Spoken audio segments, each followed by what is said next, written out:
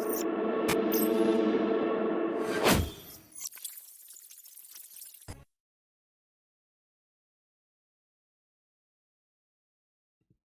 everybody, how's it going? Today I want to go over Bitcoin and its current range, this long sideways range that we've been going on for a couple of weeks now. And essentially all I want to cover is how I would be looking to trade within this range and also what I would be looking for if we were to potentially get a move out above the range, whether that's, up towards 77K, 75K, or down to $60,000 and below. Now, the first thing I want to highlight to you is what has happened and also what can we do based off that. Number one is we've taken out these sort of equal highs, up above here for a nice little swing fader pattern move. We've gotten the move down, and if you did want to take a short off of this, it would have been a little bit difficult unless you would have caught the high, because simply there wasn't really much of a retrace after this to take a decent short off of. However, I simply put in the Discord that I'm playing the waiting game. I'm going to wait. I have marked out this order block over here on the 4-hour chart as a sort of support turned resistance type of level. That's how I typically look at any major order blocks that happen during an impulsive move. And what have we done?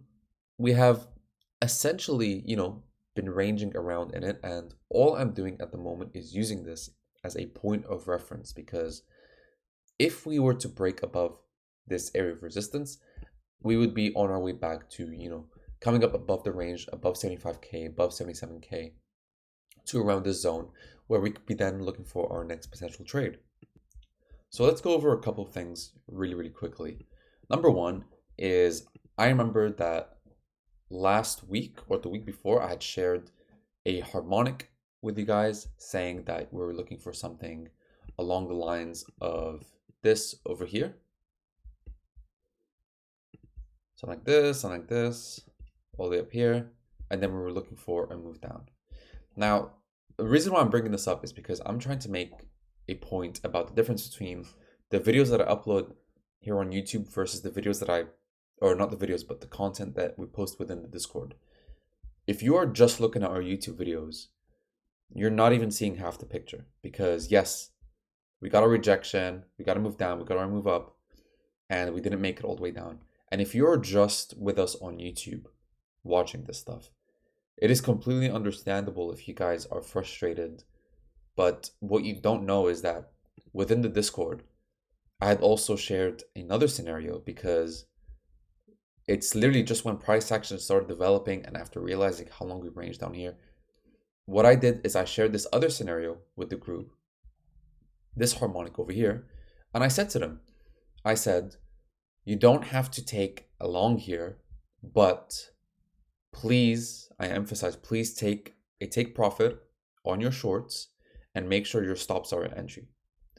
So if you are just watching us on YouTube, you would have potentially either, panic shorted over here because you thought, okay, now it's absolutely going to be coming down to the steep point, and you would have not taken any profits, and you would have, put your stop losses still, above these highs or wherever else. However, in the Discord, I do give clear market updates, and I do tell people, okay, things are potentially changing here. We could be looking for another high, and we absolutely got that. So I would understand if people are frustrated that, what is shown on YouTube is potentially, always changing, and because that's just the state of the market. It's always changing. I can't just give an update and then go radio silent for, a week or two, because that's just not the way to go about things. I'm always going to be giving updates based on price action. I will change my TA, not hindsight.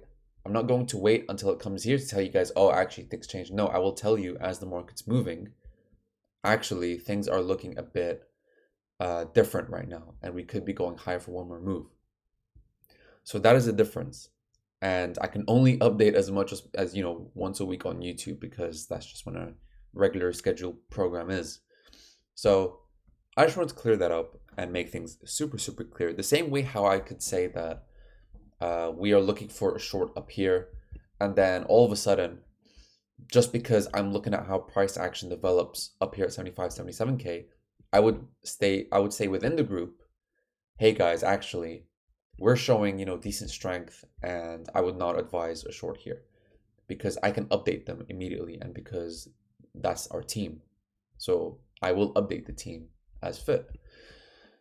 So with that out of the way, and now that I've kind of quickly explained the scenario, this is one of the ways that I'm looking at a breakout of this range, the sideways range over here. It is a potential that we just see a move up to 77K over here. However, our first kind of breakthrough that we need to see is a break above this level of resistance, which ranges between, I want to say, 70,400 to where we are right now, around $69,500. This is the next area of resistance that we have to break. If we do not break above this area, we would be looking for a move down to the range lows around 22K, sorry, not 22K, 62K over here, before coming down to potentially 60K now. I do have another chart as well that I want to share with you, and that is this Ethereum chart over here. Essentially, it's the same sort of idea. However, I'm more clearly targeting these double bottoms over here. And I do have a little bit of an Elliott wave count, locally over here to just share, which looks like this, essentially, where all we're looking at is that this move down here was some sort of A, and then we've had our corrective move, this three-wave move up for an A, down to the B, because again, it was a three-wave move, it was an impulsive move, and then we have our wave C, or you could label it as a WXY, because this wasn't really a five-wave move up. And then potentially, if we hold this area of resistance, similarly to our area of resistance on Bitcoin, we could be looking for a move down to these double bottoms, all the way down to $3,000. So I'm just going to quickly check a few things just to see what scenarios are worth highlighting to you guys. Let's see, what time is it? So the idea is essentially that this imbalance that we formed on the way down has to hold. We must hold this imbalance, and the invalidation for this would be up at around these areas here.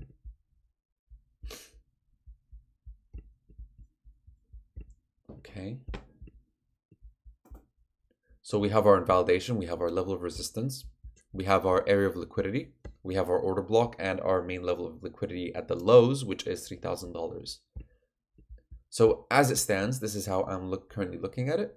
Again, similar to what I said to Bitcoin, if we break above this order block here, then I would say that the chances increase that we're going to go up to that 77K level on Bitcoin, which means that we're going to be going up to approximately $3,800 to $4,000 on Ethereum, potentially to new all-time highs.